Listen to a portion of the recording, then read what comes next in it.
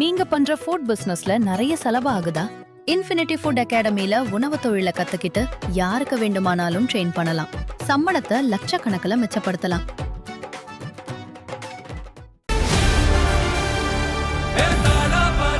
மக்களுக்கு நல்லது பண்றதுக்கு அரசியலுக்கு வாங்கடா, கொள்ளை அடிக்கிறது கொலை பண்றதுக்கு அரசியலுக்கு.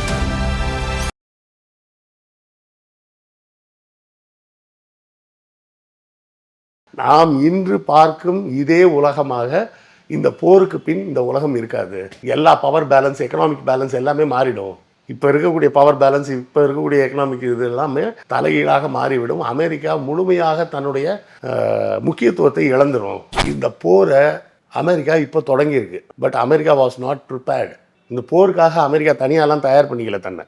ஆனால் இந்த போருக்காக ஈரான் 20 ஆண்டுகளாக தன்னை தயார் பண்ணிக்கிட்டு இருக்கு. இப்போதைக்கு இருக்கக்கூடிய நிலவரம் என்னென்னா, மிடில் ஈஸ்டில் மிலிட்ரி டென்ஷனை எஸ்கலேட் பண்ணுறதா டிஸ்கலேட் பண்ணுறதா அப்படிங்கிறத தீர்மானிக்கக்கூடிய இடத்துல ஈரான் இருக்குது. ஈரானோட தாக்குதல்கள் விலை குறைந்த ஆயுதங்கள், 2000 முதல் 3000 4000 டாலர் தான் ஒரு ட்ரோனோட காஸ்ட்டு. அந்த ட்ரோனை இவன் தடுக்காமல் விட்டான்னா மிலிட்ரி பேஸ் சேதமாகும். தடுக்கணும்னா அனுப்ப வேண்டிய மிசைலோட காஸ்ட்டு $1 மில்லியன். எல்லாமே யூஸ் ஒன்ஸ் தான். ரெட்ரோலுக்ஸ் நெஞ்சங்களுக்கு வணக்கம். நான் கார்த்திக். இன்றைய வார் அப்டேட்ஸ் நிகழ்ச்சியில் நம்முடைய இணைந்திருப்பவர் வரலாற்று பகுப்பாய்வாளர் திரு கிருஷ்ணவேல் டிஎஸ் அவர்கள். வணக்கம் சார். வணக்கம் கார்த்திக். ரெட்ரோலுக்ஸை தொடர்ந்து சப்ஸ்கிரைப் பண்ணுறவங்களுக்கு மிக்க நன்றி. பண்ணாதவங்க தொடர்ந்து சப்ஸ்கிரைப் பண்ணிவிட்டு பாருங்கள். தொடர்ந்து பேசிக்கிட்டு இருக்கோம். அது உச்சக்கட்டத்தை எட்டிக்கிட்டு இருக்கு அப்படின்னு சொல்லலாம். தொடர்ந்து ஈரான் அமெரிக்காவுடைய அந்த போர் அதிகப்படியாக போயிட்டுருக்கு. இப்போ கூட நம்ம பேசிகிட்டு இருக்க இந்த ஒரு சில மணி நேரத்துக்கு முன்பாக துபாயில் 2 ட்ரோன்கள் தகர்க்கப்பட்டிருக்கு அப்படின்னு சொல்லி துபாய் ஒரு செய்தியை வெளியிடுறாங்க. இன்னொரு பக்கம் ட்ரம்ப் நான் அழிச்சே தீருவேன் அப்படின்ற ஒரு கங்கணம் கட்டிட்டு ஒரு பக்கம் அழிகிறார். எவ்வளவு இடைஞ்சல்கள் வந்தாலும் நாங்களும் அதற்கு திருப்பி அடிப்போம்னு சொல்லி ஈரானும் ஒரு முக்கிய முடிவு எடுத்திருக்கு. இதெல்லாம் ஒரு பக்கம் நடந்துக்கிட்டு இருக்கும்போது வடகொரியா திடீர்னு ஏவுகணை சோதனையை அவரும் அவருடைய மகளும் செய்கிறாங்க. எப்படி போயிட்டுருக்கு இந்த போர் அப்படின்றது, எப்போ முடியுன்ற ஒரு கேள்வி இப்போது உலக நாடுகள்லேருந்து வர ஆரம்பிச்சிருக்கு. இந்திய மக்கள்கிட்டருந்து பெரும் குரலாக வந்திருக்கு. இந்த போர் என்ன நிலையில் இருக்குது சார்? போர் எப்படி போகுது அப்படிங்கிறதுக்கு முன்னாடி 2024 ஒருத்தர் இருந்தார். அவர் பேர் ஜியாங் ஜெனான் அப்படின்னு பேர். ஓகே, அது கரெக்டான உச்சரிப்பான்னு எனக்கு தெரியாது. எனக்கு தெரிஞ்ச நம்ம இவர் சொல்லுவார்ல விஜயகாந்த், எனக்கு தெரிஞ்ச இங்கிலீஷில் துவாரா நாம் கே ஹே அப்படின்னு கேட்டேன்னா அது மாதிரி எனக்கு தெரிஞ்ச உச்சரிப்பில் சொல்கிறேன். ஜியாங் ஜெனான்னு பேர். அவர் கனடியன் சிட்டிசன். அவர் அமெரிக்காவில் ஏல் பல்கலைக்கழகத்தில் ஹிஸ்ட்ரியில் பிஹெச்டி பண்ணவர், மேக்ஸிமம் ஸ்பெஷலிஸ்ட். அவர் இது கேவ் ஹிம் டிஃப்ரெண்ட்டாக ஒரு வித்தியாசமான அவுட்லுக் அவருக்கு கிடைக்குது. ஓகே, என்ன கிடைக்குதுன்னு பார்த்தீங்கன்னா, கேம் தியரின்னு ஒன்று இருக்குது. இது கேள்விப்பட்டிருப்பீங்களா? நிறைய பேர் கேள்விப்பட்டிருக்க மாட்டாங்க. ராபர்ட் நாஷ் அப்படின்னு ஒரு மேத்தமெட்டிஷியன். அவர் அந்த கேம் தியரியை இன்வென்ட் பண்ணதுக்காக அவருக்கு கணிதத்தில் நோபல் பரிசுலாம் கொடுத்தாங்க. ப்ளஸ் அவர் சீசோஃபர்னியா பேஷண்ட்டு. சீசோஃபர்னியா பேஷண்ட்னா என்ன அர்த்தம்னா, ஹாலுசினேஷன்லேயே இருப்பாங்க. சூதுகவும் பார்த்தீங்களா? ஆமாம். அதில் அந்த விஜய் சேதுபதி பக்கத்தில் ஒரு பொண்ணு எப்போவுமே இருக்கிற மாதிரி தோணும் தெரியுமா? அது மாதிரி அவருக்கு ஹாலுசினேஷன் இருக்கும். எப்போவுமே அவர் பக்கத்தில் யாரோ 2-3 பேர் அவர்கிட்ட மட்டும் பேசிகிட்டு இருக்கிற மாதிரி இருக்கும். அந்த மாதிரி அந்த ஹாலுசினேஷனோடு இருந்தே அவர் மனைவிலாம் அப்புறம் டைவர்ஸ் பண்ணி போயிட்டாங்க. அதுக்கப்புறம் இருந்து அவர் அந்த கேம் தியரியை கண்டுபிடிச்சார். அந்த கேம் தியரியை எப்படி கண்டுபிடிக்கிறாருன்னா ரொம்ப ஆச்சரியப்படுவீங்க. ஒரு நாள் ஃப்ரெண்ட்ஸோட பாருக்கு போகிறாரு. ஒரு 5-6 பொண்ணுங்க வராங்க.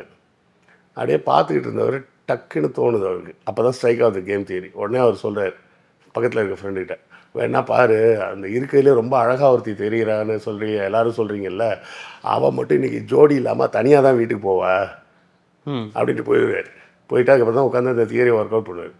அதே மாதிரி பார்த்தா அன்றைக்கி அந்த பொண்ணுக்கு மட்டும்தான் கம்பெனிக்கு ஆள் இல்லாமல் இருக்கும். ஓகே, ஏன்னா அவள் ரொம்ப அழகாக இருக்கா, நம்மள்ட்டெல்லாம் பேசுவாளான்னு பக்கத்தில் இருக்க பொண்ணுங்கள்ட்டெல்லாம் போய் பேசி ஒவ்வொருத்தன் கம்பெனி ஆளை ரெடி பண்ணிட்டு போயிட்டாங்க. கடைசியில் இவளுக்கு கம்பெனிக்கு ஆள் இல்லாமல் தனியாக உட்காந்துருப்பாள். நீங்கள் இதை பீச்சில் பார்க்கலாம். அவ்வளோ பெரிய பீச் இருக்குல்ல, இது எதுக்கு இவ்வளோ எக்ஸ்ப்ளனேஷன்னா இதை புரிஞ்சுக்கிட்டோம் அப்படிங்கிறது. அந்த அவ்வளோ பெரிய பீச்சில் எவ்வளோ இடம் இருக்குது. ஏன் கடைங்க பூரா ஒரே ஒரு குறிப்பிட்ட இடத்துல இருக்குது? ஏன் அதுதான் கேம் தியரி. ஏன்னா அந்த ஏரியாவுக்கு கடை போட்டால் தான் மக்கள் வருவாங்க அப்படின்றது ஒரு கால்குலேஷன் இருக்குது. ஓகே. இது மாதிரி இந்த கேம் தியரியை பேஸ் பண்ணி அவர் இந்த ஜியாங் ஜெனான் வந்து இப்போ வந்து பெய்ஜிங்கில் ஹிஸ்ட்ரி ப்ரொஃபஸராக இருக்கார். ஓகே. ஆனால் அதெல்லாம் கூட அவருக்கு பேர் வாங்கி கொடுக்கல. அவர் வந்து ஒரு யூடியூப் வச்சு நடத்துகிறாரு, predictive history. Okay. History predictive ரெண்டுமே கான்ட்ராடிக்ஷனாக இருக்குது பார்த்தீங்களா. ப்ரெடிக்டிவ் ஹிஸ்ட்ரின்னு ஒரு சேனல் வச்சு நடத்துகிறாரு. அதில் 2024 ஒரு 3 ப்ரெடிக்ஷன் கொடுத்தாரு. மொதல் ப்ரெடிக்ஷன் வந்து அடுத்த எலெக்ஷனில் ட்ரம்ப் தான் பிரசிடென்ட் ஆவார்னு சொன்னார். 2024 ரேஸில் ட்ரம்ப் இல்லவே இல்லை இவர் சொல்லும்போது. ஓகே. இவர் சொல்லும்போது அந்த ப்ரெடிக்ஷன் ட்ரம்ப் வந்து அந்த ரேஸ்லேயே வரல. ஓகே. ஆனால் அவர் ரேஸ்குள்ளேயும் வந்தார், ஜெயிச்சு பிரசிடென்ட் ஆகியும் ஆகிட்டார்.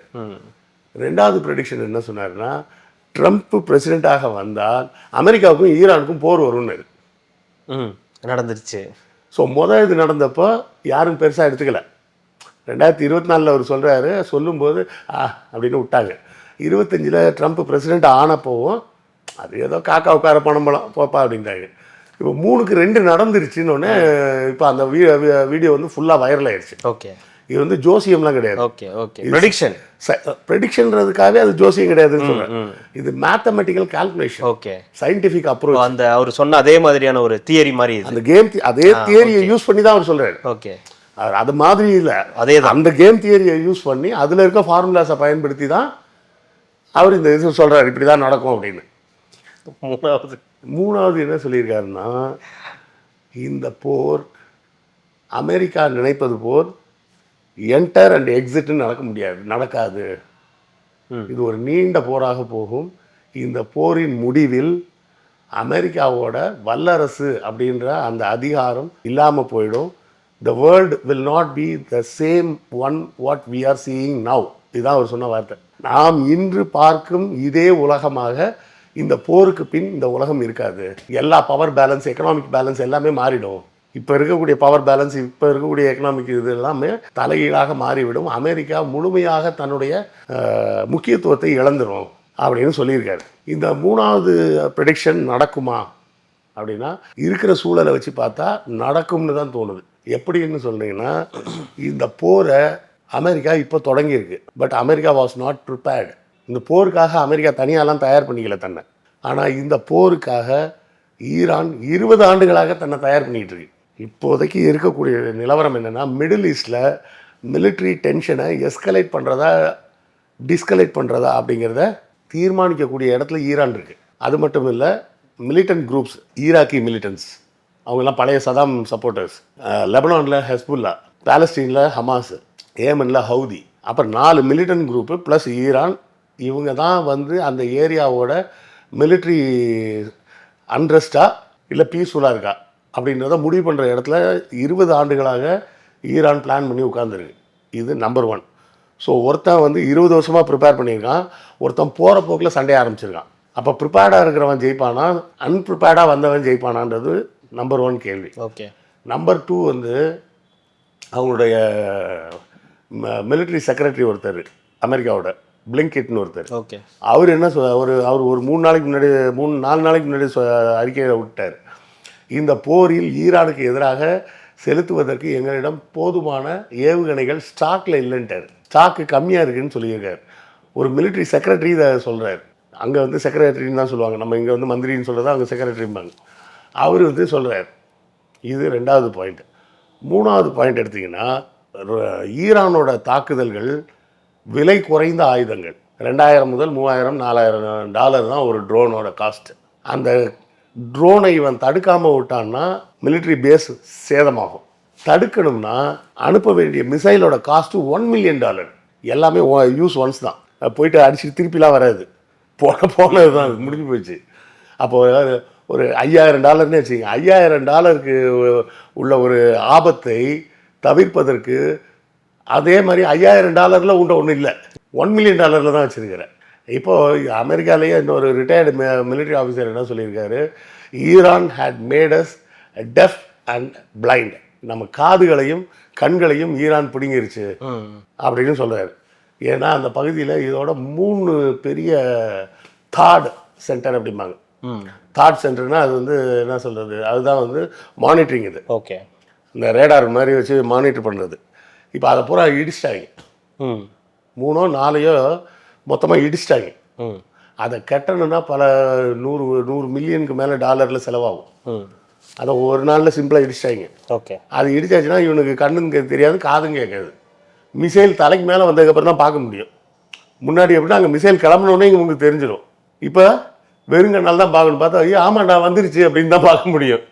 ரேடார் இருந்ததுன்னா உங்களுக்கு அங்கே கிளம்பும்போதே தெரிஞ்சிடும், எந்த டைரக்ஷன் வருது எல்லாம் பார்த்து வேறு மிசைல் வச்சு நம்ம அட்டாக் பண்ணலாம். இப்போ கண்ணு தெரியாது, காது கேட்காது, லிட்ரலாக மிலிட்ரி சென்ஸில். ஓகே. அப்போது இவனோட டிஃபென்ஸ் சிஸ்டம் ஃபெயில் ஆகிடுச்சு. அப்போ என்னெல்லாம் பாருங்கள், அவனோட தாக்குதல் சீப்பாக இருக்குது, டிஃபென்ஸ் வந்து காஸ்ட்லியாக இருக்குது. அவன் 20 வருஷமாக ப்ரிப்பேர்டாக பிளான்டாக இருக்கான். அவன் இவர் ப்ரிப்பேரே ஆகலை. இவர் பாட்டுக்கு சும்மா போய் போட்டு வந்துட்டார். இவர் போட்டது என்ன நினைப்பில்னா, அது ஏற்கனவே சொன்னோமான்னு எனக்கு ஞாபகம் இல்லை. 2025 டிசம்பரில் வந்து அங்கே ஒரு பொருளாதாரத்துக்கு பிரச்சனையில் பெரிய கலாட்டா நடந்ததுன்னா இந்த நேரத்தில் தலைவரை போட்டோம்னா மக்கள் வந்து உள்நாட்டு போர் வரும்னு நினச்சாங்க. அது உள்நாட்டு போரெலாம் வரல. அவங்க பூரா ஒன்றா சேர்ந்துட்டாங்க. எங்கள் தலைவரையே போட்டியானி அப்படின்னு எல்லாம் ஒன்றா சேர்ந்துட்டாங்க. ஏன்னா அதான் நம்ம ஏற்கனவே சொன்ன மாதிரி அவர் வந்து வெறும் நாட்டு தலைவர் மட்டும் இல்லை, அவங்க மதத்துக்கும் அவர் தான் தலைவர். அது ஈரான் நாட்டு மக்கள் இல்லை, ஈரான் நாட்டில் இருக்க ஷியா முஸ்லீமுக்கு மட்டும் இல்லை, உலகம் பூரா இருக்கிற எல்லா ஷியா முஸ்லீமுக்கும் அவர் தான் தலைவர். அதெல்லாம் கால்குலேட் பண்ணாமல் இவனுக்கு வந்து போட்டு வந்துட்டாங்க. அவர் சொல்லும்போதே அவர் ஜியாங் வந்து என்ன சொல்கிறாருன்னா, இது வந்து சிசிலியன் எக்ஸ்பெடிஷன் மாதிரி நான் எக்ஸாம்பிளாக நீங்கள் எடுத்துக்கலான்றார். வரலாறுலேருந்து எக்ஸாம்பிள் கொடுக்குறாரு. ஓகே. எதுக்கு அந்த சிசிலியன் எக்ஸ்பெடிஷன் சொல்கிறாருன்னா, அப்போ கிரேக்கம் வந்து டாப்பராக பவரில் இருந்த டைமில் ஏதென்ஸ்லேருந்து ஒரு பெரிய படை கிளம்புது. சிசிலின்னு ஒரு சின்ன தீவு தான், போட்டு அடி வெளுத்தரலாம் அப்படின்னு சொல்லிட்டு கிளம்புறாங்க. போனால் அது ஒரு புது வகையான நிலப்பரப்பு. உள்ளே சிக்கி சின்ன பின்னமாகி ஊருக்கு திரும்பி வந்ததே பெரிய விஷயன்ற மாதிரி ஆகிப்போச்சு. இவங்க நினச்சது போனோமா 2 சாத்தினோம், சாத்தி தூக்கி போட்டு வந்துடலாம் அப்படின்னு. இதே போலவே ரோம் படைகள் வந்து ஜெர்மானியா அப்படின்னு அப்போ பேர், இப்போ ஜெர்மனி. ஓகே. அப்போ அதுக்கு பேர் ஜெர்மானியான்னு தான் பேர். அந்த ஜெர்மானியா பகுதியில் தான் தன்னுடைய படைகளில் கிட்டத்தட்ட பாதியை இழந்துச்சு. ரோம் படை வந்து தோல்வியே காணாத படை ஜூலியஸ் சீசருக்கு அப்புறம். ஆனால் ஜெர்மானியாவில் மிகப்பெரிய அடி வாங்கி தான் கடைசியில் ஜெயிக்கிறாங்க. அப்போ இதெல்லாம் வரலாற்றில் ஏற்கனவே சான்றுகள் இருக்குது. ஒருத்தர் வந்து அன்பீட்டபிள் அப்படின்னு உலகத்தில் யாருமே கிடையாது. அப்போ அமெரிக்காவும் அன்பீட்டபிள் அப்படின்லாம் ஒன்றும் கிடையாது. இதுக்கு இவங்களுக்கு அப்பன் ஒருத்தர் இருந்தான், அப்பன்னு கூட சொல்ல முடியாது, இவங்களுக்கு பாட்டேன்னு சொல்லலாம். அவன் எப்படி சொல்லிட்டு இருந்தான்னா, என் சாம்ராஜ்யத்தில் சூரியன் மறைவதே இல்லைன்னு சொன்னான். உண்மைதான். ஆஸ்திரேலியாவில் சூரியன் உதிக்கும், அது அவன் சாம்ராஜ்யமாக இருக்கும். அப்படியே ஒவ்வொரு இடமா வந்து கனடா பக்கத்தில் சூரியன் அஸ்தமிக்கும் போது மறுபடியும் ஆஸ்திரேலியாவில் சூரியன் உதிச்சிடும். சூரியன் அஸ்தமிக்காத சாம்ராஜ்யம் எங்கள் சாம்ராஜ்யம்னு சொன்னான். அவர் இன்றைக்கி வீட்டில் ரிட்டையர் ஆகி உட்காந்துருக்காரு. அன்றைக்கி இங்கிலாந்து என்ன தப்பு பண்ணானோ அதே தப்பாக அமெரிக்கா இப்போ பண்ணுது. அப்போ என்ன பண்ணாங்க தெரியுமா, இங்கிலாந்து உலகம் பூரா பவுண்டு தான் பணம்னு சொல்லிட்டான்.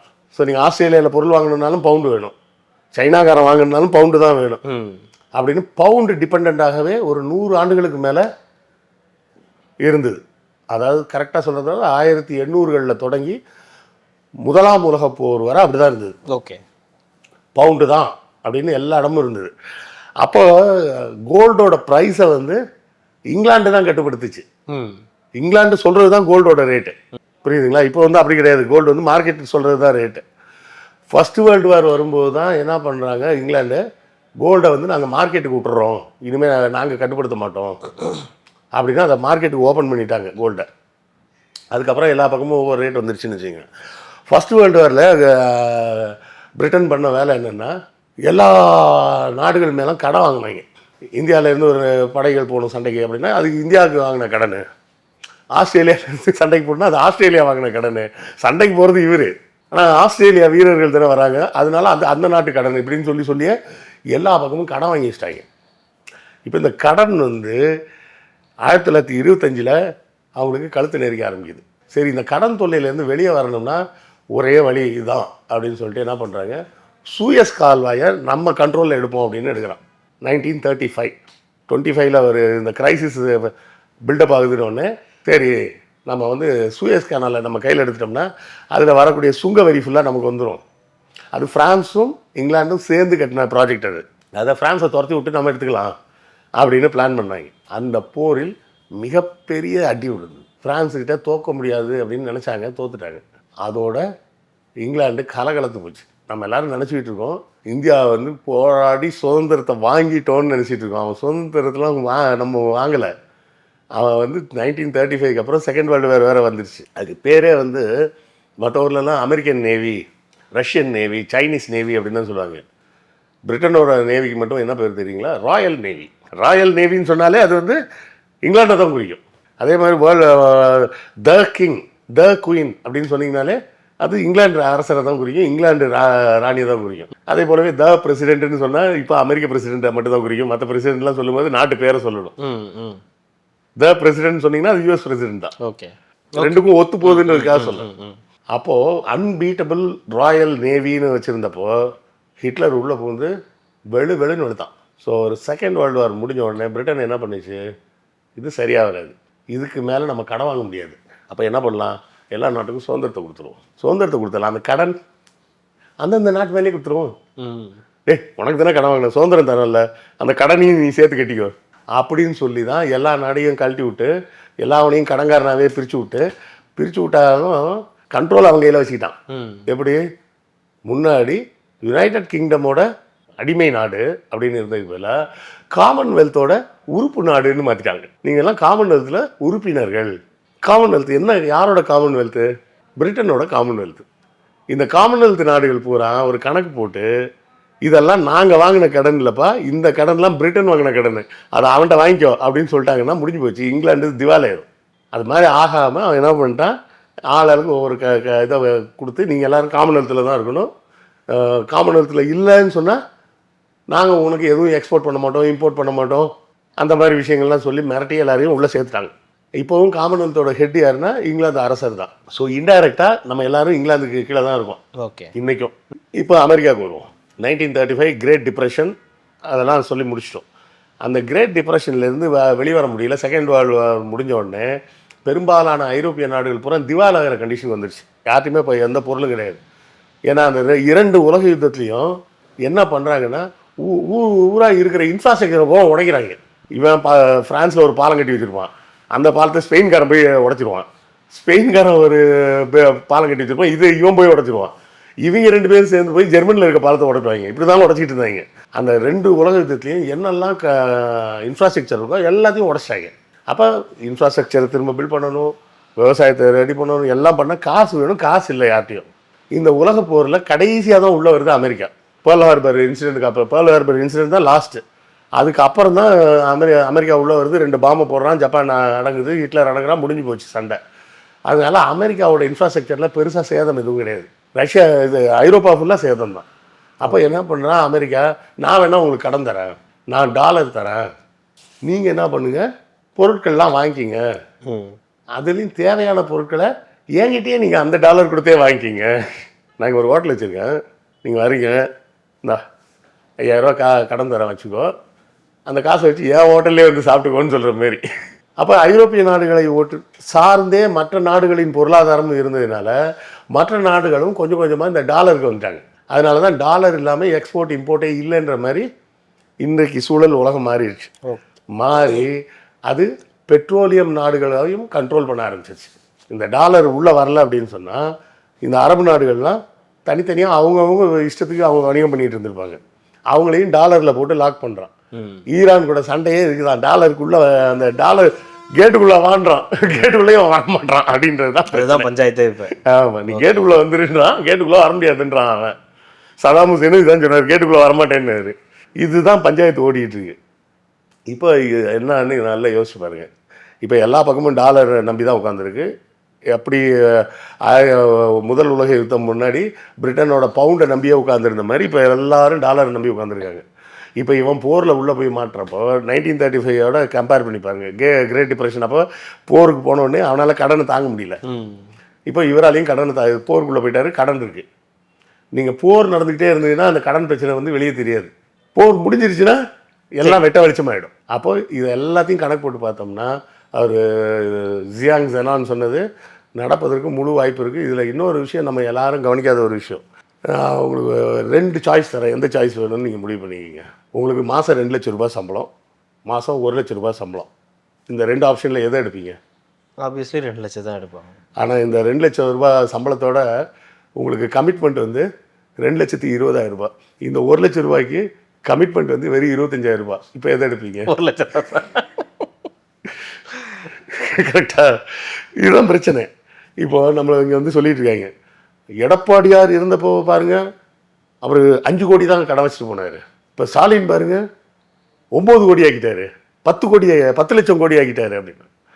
இல்லை ஜோக் என்னன்னு கேட்டிங்கன்னா, எடப்பாடியார் வந்து 5 லட்சம் கோடி கடன் வச்சுருந்தப்போ நம்ம மொத்த ஜிடிபியில் அந்த கடனோட பர்சன்டேஜ் எவ்வளோன்னு கேட்டிங்கன்னா 31%.